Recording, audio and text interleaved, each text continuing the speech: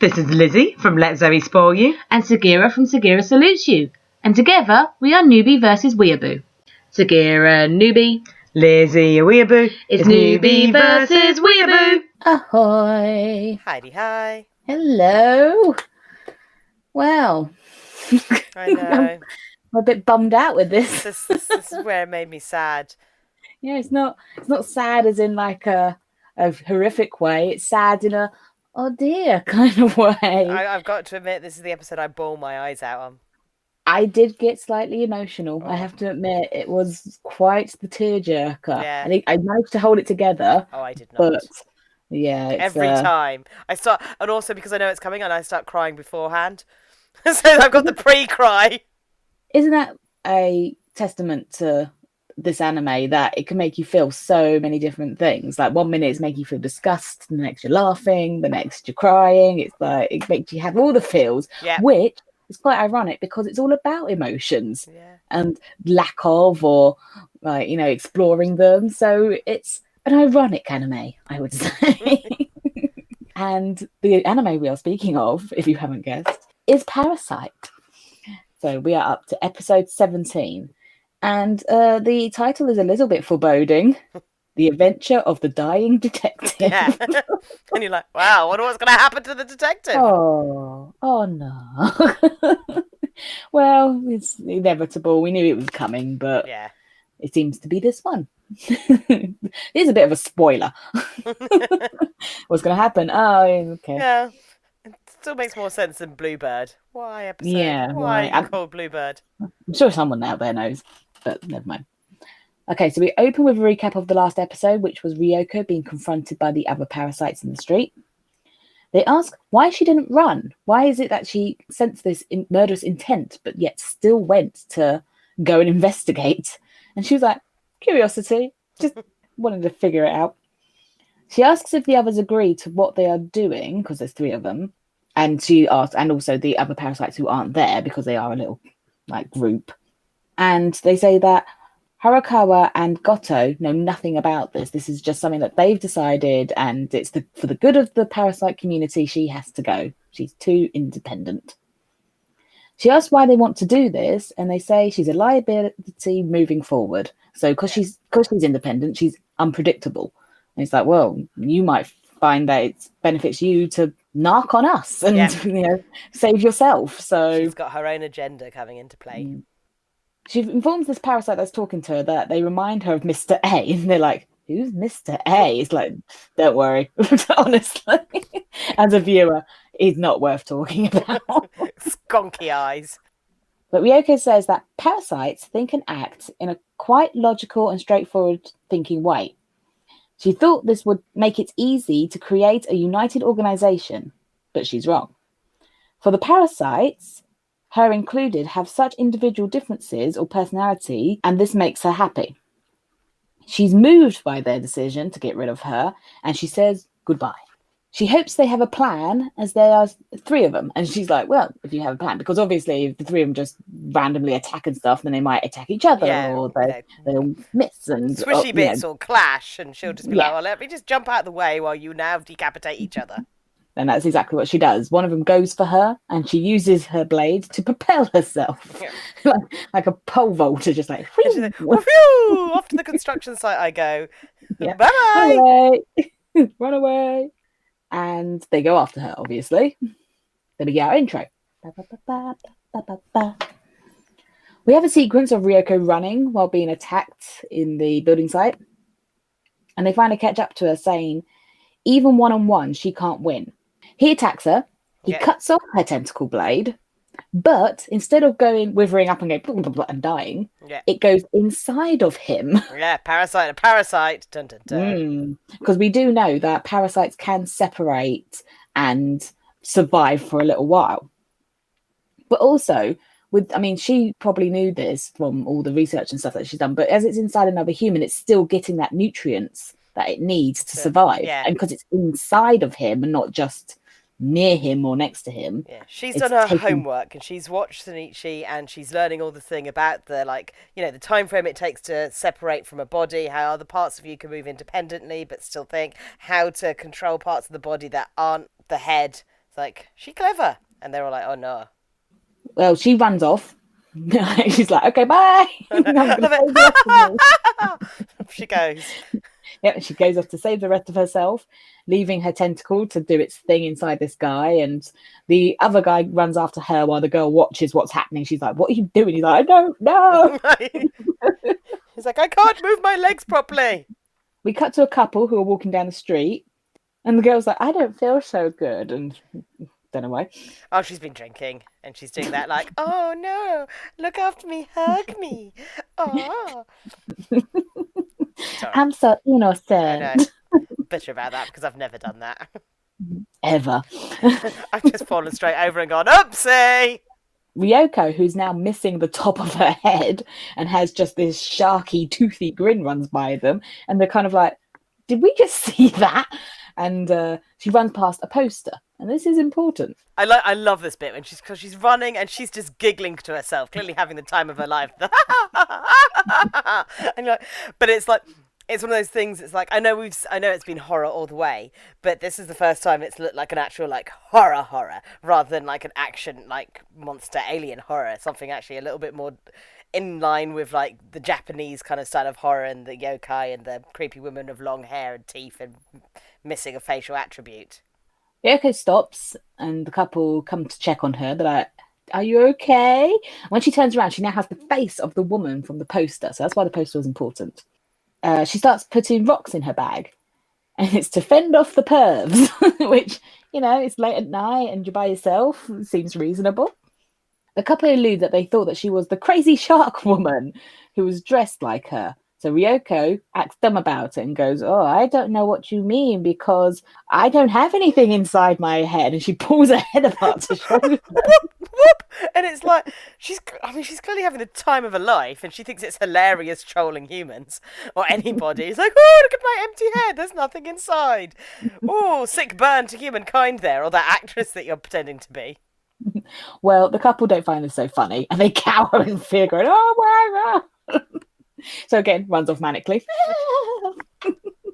The chasing Parasyte saw this happen, and he thinks that she's now half the Parasyte that she was, because half of it's inside his mate.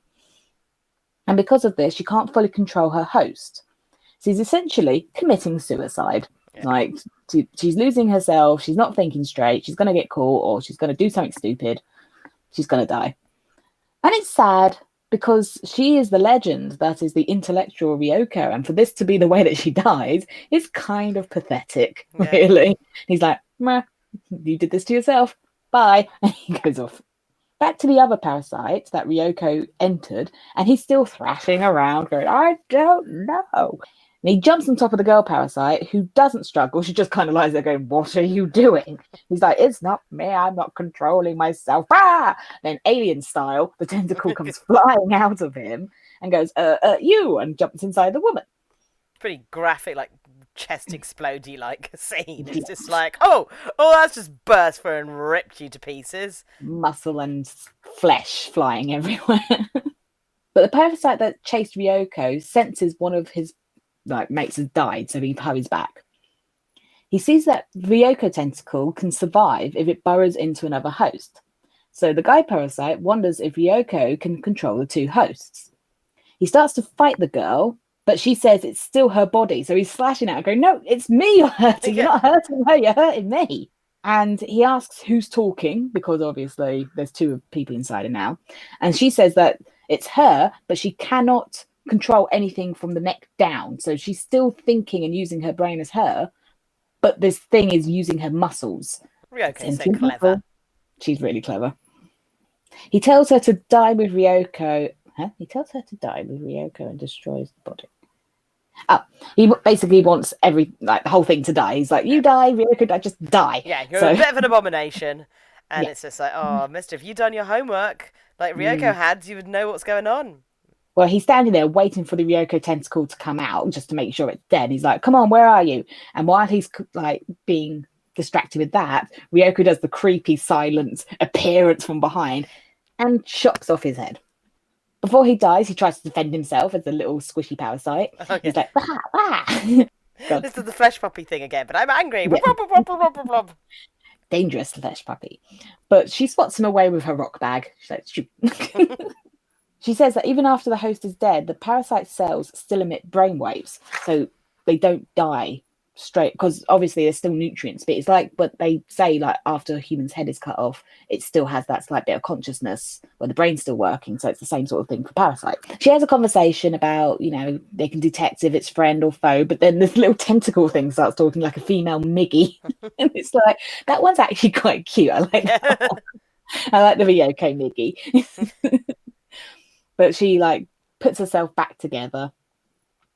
And basically what she's saying is, while the dead body was emitting the last of its parasitic signals, this camouflaged her and her own signals, so this gave her a chance to strike. So again, like, she's been clever and everything she's done is like outwit these guys that should have done their homework, because they're like, they think she's just mad and random, and she's like, no, it's all a calculated play. Well, she leaves and he dies. Back at Ryoko's flat, and her door is unlocked. Dun, dun. Her baby is gone, and the note is left to meet in the park by 5, and she knows that this was the detective. Dun, dun. Yeah, he's kidnapped her baby. Eye for an eye. We see pictures of a baby and a child, so obviously the same one growing up, and there's a clicking sound as if someone is scrolling through a computer.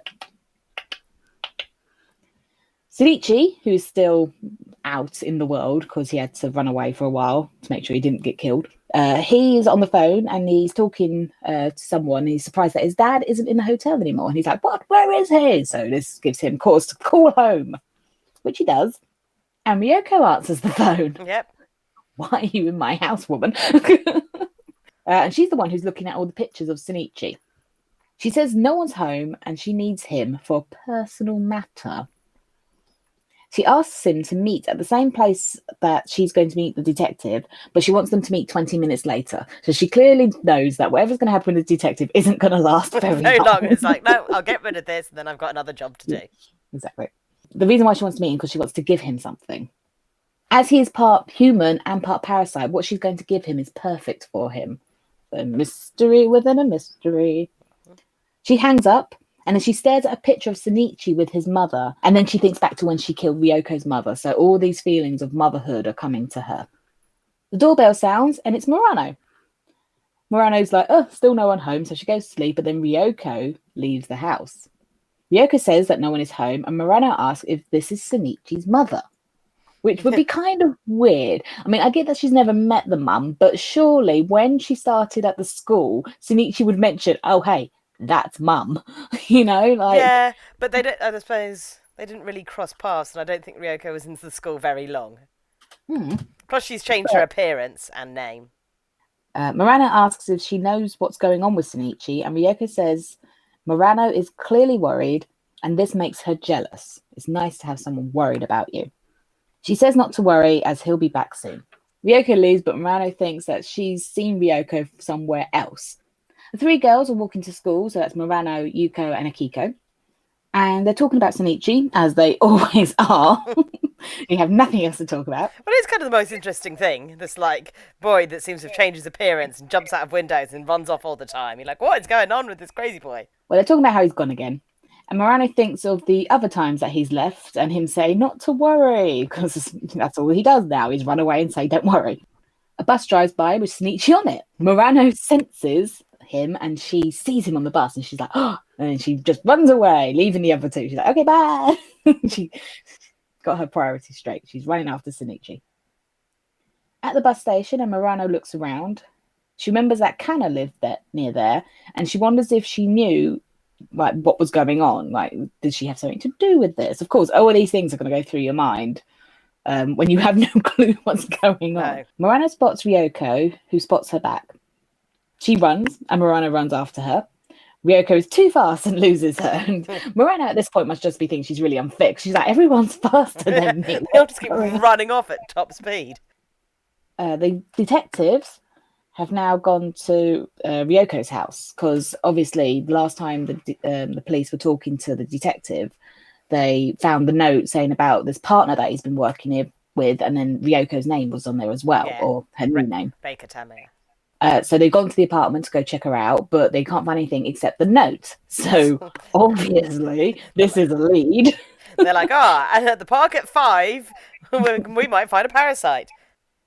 Back at the park, and the detective has the baby, so he's looking after it. So Ryoko says that he's good with him, and he says that he was a stay-at-home dad for a while, so he's very up on the parenting thing. Cut to Shinichi, also at the park, and he realizes he's a bit early. And Miggy says, let's walk around for a while and view the terrain. Yeah, he's getting ready for a fight, is Miggy. Yeah, I mean, he makes it out like he's like, let's just take a little like gander at our surroundings. But actually what he's doing is like, where's the exits? Where can we flee? Murano also turns up. So you've got these 3 like places in the park with people wandering around. You've got Shinichi in one, Murano in another, and the detective and Ryoko in another. The detective is surprised a monster like Ryoko could still care for a child. She says on some level, she's able to comprehend humans' irrational behaviour. So things like caring for things. Yeah. The detective says that's good, but she doesn't know what it means to be a human or how it feels to be a parent. He says she couldn't experience the sadness of losing your happiness, referring to his family. And he could kill this baby and she wouldn't grieve. He was like, and you'd be like, oh, okay. Yeah. Oh, well. She just accepts it. He doesn't think the baby is hers as it's human. And she gives the detective a look.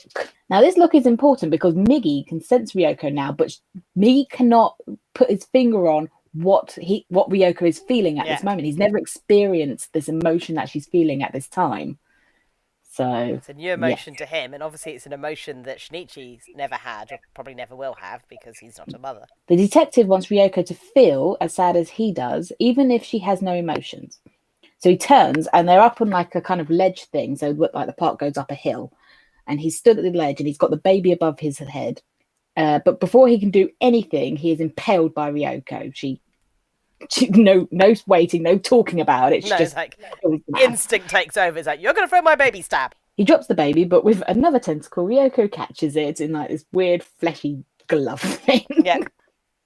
The detective says he wasn't going to do it as it's a human, and humans don't tend to kill babies. Like, it was not in our nature to go around killing babies. And also, it's not in his nature. Like, he's a family man. He would not do that. He's surprised Ryoko could care. And as he does, he falls over the ledge and gone. Ryoko is surprised herself. She's like, I didn't know I had this in me either. No, yeah. Because the whole time she's been putting the baby in danger. Like when she was like, ha, baby shield. Ha, ha. Yeah, exactly. Just going to carry it around like this. Yeah, but carry it like a purse.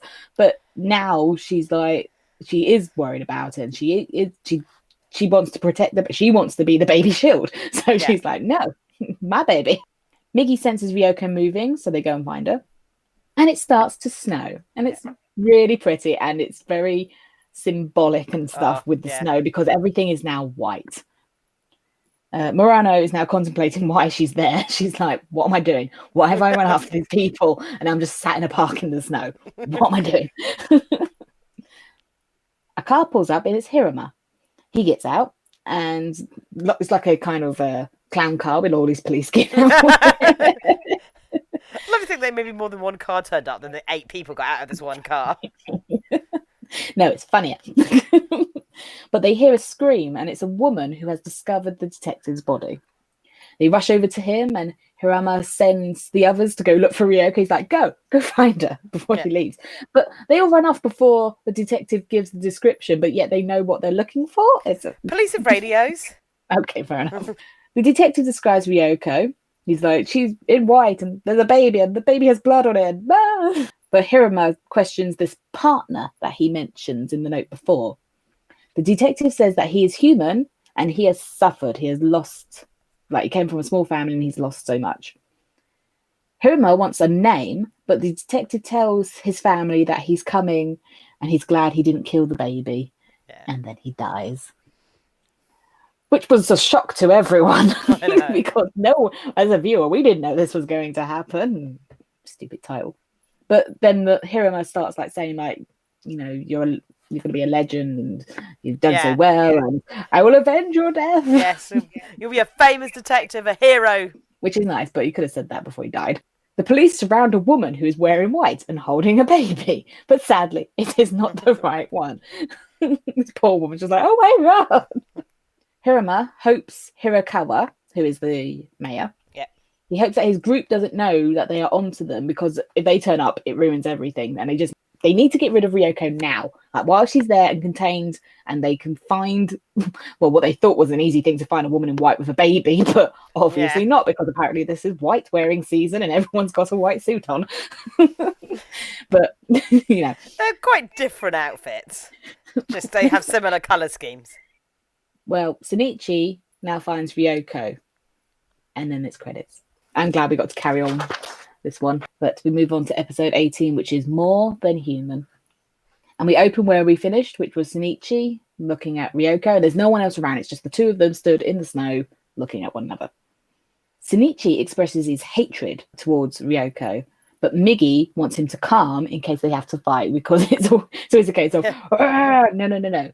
Stop the aggression. We need to fight. It's like, you need some aggression to fight. You need a reason to fight. You need to also have some strategy when it comes to certain characters. It's like, you can't just run at them going, True. Ryoko says she has a lot to talk about, but as she senses his hatred, she'll cut it short. Let's not prolong this. Let's just get on with it. She admits that she has killed 38 people, mostly for food.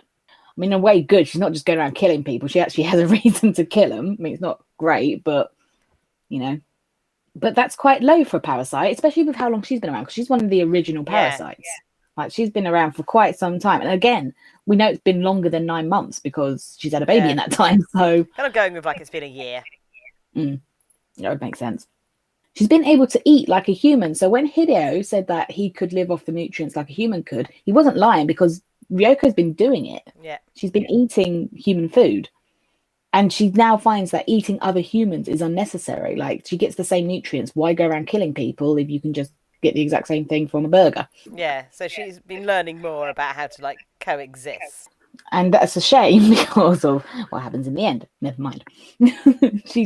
Although if she had gone to other Parasytes and said this, would they have believed her? Like, they already think of her as an outcast. And that's why that little faction thought she was dangerous, because she would have come up and go, actually, we can coexist with humans. And they'd have been like, we don't want to coexist with humans, we're better than humans, because Parasytes have that ego of well, we're just better. She's done lots of research into what Parasytes and humans mean to each other. She's found that they are two halves of the same whole, and they are all one family. They are the children of mankind. Shinichi disagrees strongly. Yeah. He's like, what crap are you talking right now? Like, what are you talking about? We cannot coexist. You've proven this time and time again. She says they are quite frail and nothing more than a life form that can't survive on its own. So don't push them around. So now she's saying, we're not as strong as you think we are. And it's like, you bite people's heads off. Yeah. But the thing is, there's all different kinds of frailty. She realises that Parasyte, they don't understand the way the world works. They're quite a new species. They're being bullied. And yes, they're eating people, which is very bad. But they could, given time and given understanding, find ways around that. And also, they don't understand emotions, and they don't understand the reason why they make the decisions they do yet. And, Ryoko's come to realise that humans are more likely to bully them, push them around, and discriminate against them. Well, again, Shinichi disagrees with all that she's saying, but Miggy finds this all very interesting. So it's kind of good that Miggy's listening to this, because she's passing on what she's learned onto Miggy. Because Miggy wasn't really getting this either. He didn't understand about coexisting. He just wanted to survive. But now he's getting this information from Ryoko, and it's because Miggy is slightly more intelligent than normal Parasytes, because he's got Shinichi to help him. He can understand, and he could pass on this information if he wanted to. He's also learning to understand humans make decisions based on human feelings and emotions rather than logic. So, chance to grow. Ryoko gives advice about Goto and says they shouldn't fight him. Yeah. If they hadn't fought Miggy first, then they would be dead. So if it was Goto who came after them, not Mickey, they wouldn't have that time to analyze him and figure out, he's actually 5 Parasytes instead of they would just 1 or 3. Dead. And he wouldn't give them a chance to be able to figure out. It's only because Mickey was uncoordinated that they had that chance and slow at running. She says that Goto is considered the most frail as he was created by her experimenting, but he is invincible. To which Shinichi says, you do know you just contradicted yourself. Yeah. He's frail, but invincible. He's super strong. He's invincible as a construct, but his frailty lies in the fact that he isn't able to understand the situation, the thoughts, the tactics, or the intent of the people he meets. Which is why, though he was a tough person to beat, they still did. They still managed to outsmart him. So, yeah, he underestimates like the rest of them do. She finds it funny that she's just contradicted herself. She finds it a little bit amusing, so she does a little... Not so manic this time. And she starts to talk about the mayor, but they are surrounded by the police before she can say anything. Hirama is surprised to see Shinichi there, as you would be, the suspicious boy. Oh, wait, the suspicious boy is here. And he's very suspicious of the whole situation. He's like, Shinichi is here, but then this woman, but then he could be a parasite, but then is she a parasite? I don't know. Da, da, da, da, da, da, da, da. And this is one of the longest like introductions to an episode that we've had so far. Hirama sees the blood on the baby, and obviously that's what the detective was talking about. And she questions Ryoko if she killed the detective, but it's more accusing than questioning. Yeah, it's more you are guilty. The end. He then asks Shinichi why he's there, and as they've met before, he should remember his name. So obviously he's testing to see if he's been taken over by a parasite in the time that they've met. Shinichi says that the detective seems to have forgotten his name because he mispronounces it. And then he says his name back. So the detective is like, okay, you human. That's cool. That's good. He says that Ryoko seems calm. Because he's now said, like, you seem too calm for this. She starts to react and he's like, no, you've got it wrong. And she starts to get a little bit flustered. She tells him that he's mistaken to who she is and he pulls a gun on her. The police all follow suit. How scary is that? Like, there's all these police surrounding you with their gun. Oh, no, scary.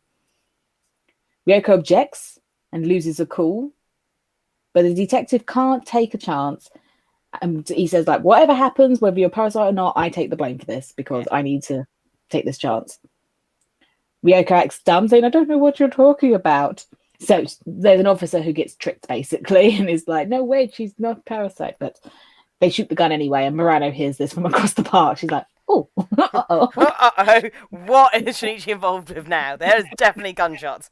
You know, it's definitely to do with him. There was a moment of still, but we see that Ryoko has been shot in the head. She congratulates the detective for being correct and seeing past her rouge. She spits out the bullet. And the police fire at her, just an onslaught and raining down with bullets. But Shinichi protests, saying that the baby is human. He's like, don't shoot at the baby. But she's managed to protect the baby by using her hair as a shield. Yeah. So again, before she was using the baby as a shield, and now she is shielding the baby. Oh, the tables have turned. Mi tells Shinichi to stay where he is. He's like, don't run, don't move. Just stay still. Don't get involved. Just... Murano hopes that the gunshots aren't to do with Shinichi. Thinking back to the school massacre. And she goes to leave, saying that she's had enough. She doesn't want to do this anymore. She's just done with it. But before she can leave, she feels something stopping her. And we see a shot of, I assume it was Shinichi's mum. It was Kana. Oh, was it Kana? They all look so alike. It's because this is obviously Kana's area, and Kana's like linked to it all, and it's going like, no, you've got to continue. Okay, so Kana stops her, or the spirit of Kana stops her, and when Murano turns around, there's nothing there, but she knows that she has to go back. Ryoko's still being shot at. It's just so many shots, and she's trying to fight it by spitting out the bullets and healing herself, but there's just so much coming at her. And she's pretty much using all of her energy and strength to make sure that the baby is not shot. But on top of that, she's not fighting back. Instead, that she starts to walk towards Shinichi. And this concerns Miggy because she's walking, run, what are you doing? Run away, Shinichi, run. But Shinichi doesn't, he's too curious. But Ryoko asks him not to run as she needs to talk to his humanity. And of course that gets his attention because he wants to keep his humanity. So if she needs to acknowledge it, then he needs to acknowledge he still has humanity. When he turns to her, though, she transforms her face into his mother's face. Well, the important thing about this scene is Shinichi was about to run, then you hear the monologue, and she's telling herself, like, what can I do? How can I appeal to his humanity? What can I show him to appeal to his human side? Which is where I start bawling, because I know what's coming. And so Shinichi turns back and not run, and then she transforms into the mum. So she's chosen to put on that appearance to be able to appeal to Shinichi's humanity.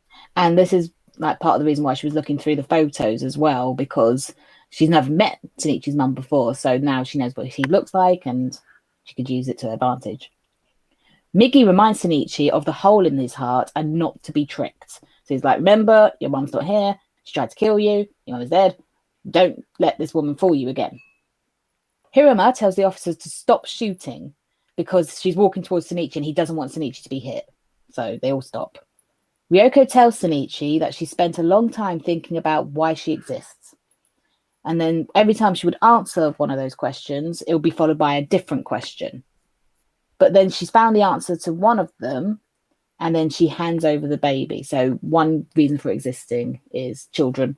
And it goes back to that thing that she went to, that lecture where he's talking about passing on DNA. Yeah. And that's what she's done. With the baby, she has passed on her DNA. And she wants that baby to survive and carry it on. And live a human life. She wants it raised by humans for all its humanity intact. And that's what she was talking. So this whole time she was going to give Shinichi the baby, because on that phone call she says, I want to give you something, and because you're part parasite, part human, you are the perfect person. Because also, if Shinichi decides to keep the baby, I mean, by law he couldn't, but if he's decided to keep the baby, if Shinichi couldn't hide the parasite from this baby. I'm sorry, but if you're raising a child, at some point it's going to see Miggy. So the child would know about parasites and humans and would learn about both from a person who has experienced both and is able to keep their feelings in check, to do it in a logical but emotional way. It was the stepping stones for this understanding and like coexistence. And also because Miggy isn't a regular parasite who wants to go around killing everyone, he could be more of a tutor to this baby rather than I'm going to eat you. Delicious baby. But yes, she wants it to be raised like a normal human, and Shinichi agrees to this. Ryoko thanks him, which confuses Miggy, because Miggy's like, thank you. She tells Shinichi how recently she had laughed in front of a mirror and it felt pleasant. And then she collapses and dies. Yeah. It's like, she got in touch with her humanity and realised it wasn't so bad. Emotions aren't the be-all and end-all of everything. Like they're not a hindrance. They're actually needed. For not just sad times, but good times as well. Still confused, Miggy doesn't understand why she didn't fight or run away. Because you don't have human emotions yet, Miggy. The baby cries and Murano hears this, so she starts to go looking for the baby. Shinichi tries to comfort the child, saying that his mum is gone, so he starts to think back to his own mother, and he starts to think of how Ryoko protected this baby just in the same way as his mum protected him, such as when the oil was spilled. He thinks of the fortune teller saying that to mend the hole in his heart, he must meet the person who made it. And when Ryoko turned her face into his mother, he had done that. He finally saw the person who made this hole in his heart. He met them again when he thought he never would as well. Then he starts thinking of other things like the puppy dying, Kana dying, the tree giving life to those things, Murano asking if he'll come back. And then I think this is when I started to go a bit, he then has a thing of thinking of if his parents came back from that trip. Yeah. And his mother is like, we're back. And she asks him what's wrong. And he says, gripping his heart, I just had a really bad dream. And then we go back and Shinichi's crying, and it's like, oh my god, what an emotional scene. Like, just thinking about it, I've got tears in my eyes. It really gets to me, this scene. It's so emotional and so well done. Like it's so relatable, because everyone has a mother, you know, however you feel about your mother, it doesn't matter, everyone has a mother. And it's also, it's not just like, because I mean, I see other things in it, because during this scene, I started thinking about my dad and what it's like to have one of the people you love most in the world die. and never being able to have that moment to just ask if they're okay now, or have them just know you're okay. And that losing that connection and never being able to face it, and it's always going to be that hole inside you of you will never know if they moved on okay, and you will never be able to tell them or reconnect to them the things that you've done since they've passed, and you'll never know if they're happy for you, if they're proud of you. You just kind of have to assume it for yourself, and like, you know, once you've lost that person, it's just like that's a little hole you'll have to carry with the rest of your life. It's hard. It's really hard, but they did it so well and so beautifully, and something that, you know, anyone can connect to, because I mean, I think at some point, you know, we all lose people, and we all lose. I mean, so they flash the puppy up, and you know, if you haven't lost a person, you may have lost a pet. So people have felt that loss, so you can connect to it in different ways. And yeah, it's very emotional and very, very relatable, very, very well done. And like I say, it's a really good testament to this series that it can make you go from exciting and action packed to the feels. Yeah, you know, it's got a really good and unique understanding of human emotion, how to bring it out of people, how to show it, and how to show understanding of it. So Murano finds them, and she sees that Shinichi is crying for the first time since forever. He's finally showing an emotion that she can relate to him, because he is an emotional, caring person, and him crying shows that, you know, he cares and he is him again. So she cries as well. Later, they're surrounded by paramedics and the police and everything, and they question everyone. They talk to Murano, and Shinichi goes off with Hirama. That's the end of that. Oh, also, I was going to say, because I mentioned the snow earlier, the fact that everything is white, it's a purity because of like the pure emotion that they're all showing and etc. But also, like, it shows everything is white except for the blood on Ryoko. Like, it just makes it so much more shocking, and like these open wounds. Yeah, it's also like blood on white is the death of innocence, and it's like, yes, Ryoko was not innocent in the traditional sense, but her fledgling emotions are quite innocent, and her intent towards her child turned out to be innocent and pure, and that bond is also severed. And also, the child clearly loved its mum. It was clinging to her, it was happy with her, it's upset when it was separated, and it's kind of like a little death of innocence for this child that, like, yes, it's going to leave a normal human life, but to get there, its mother had to die. The next day, Murano is walking to school, and the girls catch up with her, asking if Shinichi's okay. She says he's fine. For the first time in a long time again, he's fine. She's not worried about him. She's not panicking about how he's feeling. She knows that he's Shinichi and he's fine. She says that he's going to come back to school at some point. Akiko asks where she went, but Yuko's like, we don't ask those questions. That's rude. She might not want to talk about it. But Murano thinks of how what happened didn't make the news, but her Shinichi's back. So it's like, all this stuff, no one knows about it, but who cares? Because Shinichi is Shinichi again. In a police station, I want to say. A facility of some sort. Yeah, I couldn't quite put down where they were. They've kind of done a tiny little bit of a time jump just to like progress the plot to the next like stage. Oh, okay. Yeah, I did wonder, because it's like Shinichi's coming back to school and then he's in this facility, and it's like, well, when's he going back to school then? But yeah, Shinichi's in his facility with some people in some white coats looking very professional, and they take him to a waiting room for some lunch, and Dad's in there. So Dad's okay. Yeah. He went from the hotel, but don't worry, he's okay. The doctors, I would say. Yeah. So the doctors speak of how calm Shinichi seems for a boy of his age, but you know, sometimes people, they just have that persona about them. Sometimes they just don't. I mean, yes, we have emotions, but not everyone is emotional. So we have to take that into consideration. The woman doctor thinks he has the ability that the detectives are after. It's all very cryptic, this. Yeah. He has the ability that the detectives are after, but not in the same league as the other guy. But he is the only candidate. So who's the other guy? What's the ability they're talking about? What's going on? So we've just solved a load of like issues and things and problems and like clip notes, and now it's like, hey, here's a whole load of new information to digest. Yeah. It's like a totally new episode. It's really really, it should have ended at the end of that scene in the snow. And then all of a sudden this is happening. I'm like, whoa, hang on. No. I'm still recovering from the last thing that you just showed No, me. it's going straight into setting up the next arc. Well, the police are walking a prisoner up the hall and he's restrained with a rope. And he's saying he can talk to animals. And he asks who he'll be seeing today. And the officer says, humans, which amuses him. And he says they finally believe him. He's clearly not all there. He's clearly got issues because he starts laughing manically. It's a little unhinged. And the officers treat him with disdain. They are not. So obviously this guy's done something that's like beyond being polite to him. He's not worth being spoken to nicely. They take him to a small room and it's got like a window, and it's like when in the American prison things where they have like the glass and then you sit either side of it, the soundproof glass, and they have headsets on, but the headsets aren't to talk to the person on the other side of the glass. The headset is to talk to the people in the watching room. They escort Shinichi to a different room where there's 5 people sitting there.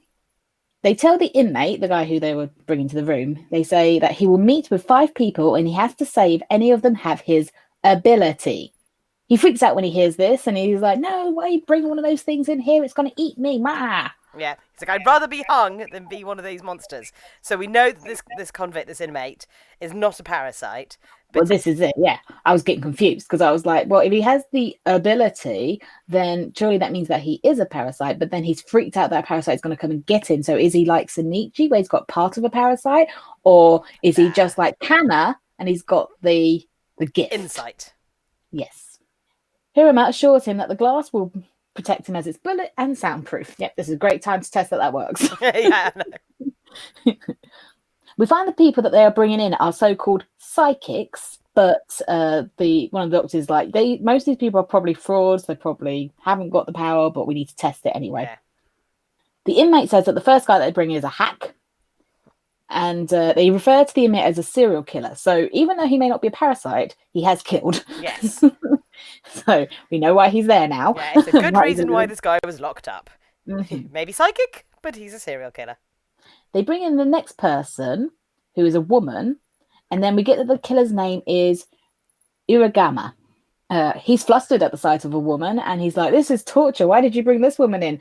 And then he starts to have a bit of a happy time with the woman sat he's there. Like, do you not know what prison's like? I think I can reach. And it's just like, the guys in the observation deck are like, is he doing what we think he's doing? He's like, yes, he's masturbating. Yes, he is. Well, she sees this as well, and she's like, he's definitely a parasite, the pervert. Yuck.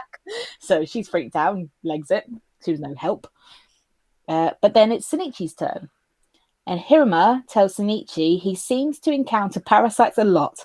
Either he can tell them apart, or there's something about him that attracts other parasites. So maybe he has the ability, or maybe he is a parasite. They don't know. They just need to test this.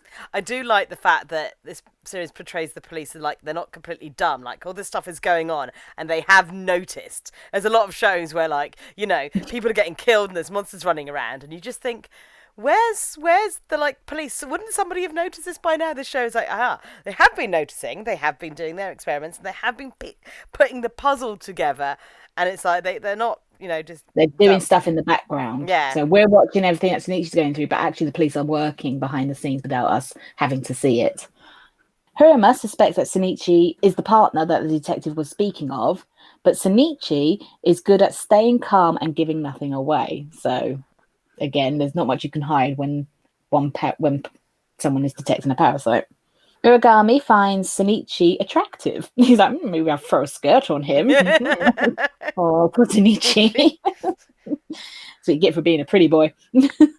Yeah, he's lewd towards Shinichi. He's like, luckily Shinichi cannot hear any of this. No, he's just obliviously looking everywhere else.